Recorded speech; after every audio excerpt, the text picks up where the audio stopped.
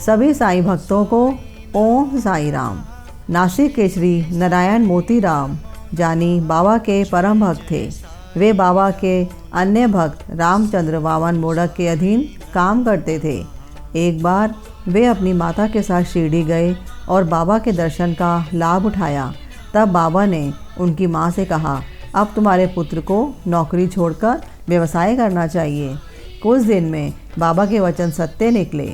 नारायण जानी ने नौकरी छोड़कर एक उपाहार गृह अनाथ आश्रम चलाना प्रारंभ कर दिया, जो अच्छी तरह से चलने लगा।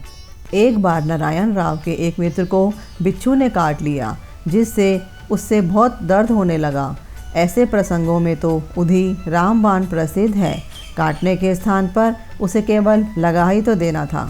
नारायण ने उधी खोजी, परंतु कहीं न मिल सकी। उन्होंने बाबा के चित्र के समक्ष खड़े होकर उनसे प्रार्थना की और उनका नाम लेते हुए उनके चित्र के सम्मुख जलती हुई अगरबत्ती में से एक चुटकी भस्म बाबा की उधी मानकर बिच्छू के डंक मारने के स्थान पर लेप कर दिया।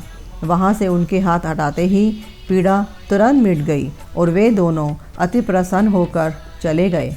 इस प्रकार बाबा दूसरे के भोग स्वयं भोग कर दक्षिणा स्वीकार करते थे।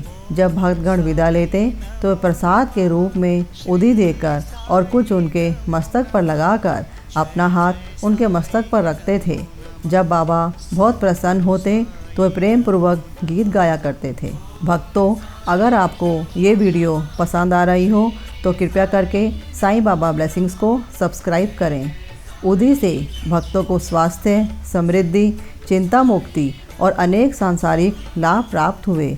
इसलिए उधी हमें आध्यात्मिक और सांसारिक लाभ पहुंचाती है। अगर आपको ये वीडियो अच्छी लग रही हो तो कमेंट बॉक्स में जय साईं राम अवश्य लिखें। मेरे प्रिय भाइयों, बहनों और मित्रों, आइए हम सब अपना शीश बाबा के चरण कमलों में झुकाकर सदैव के लिए आत्मसमर्पण कर दें।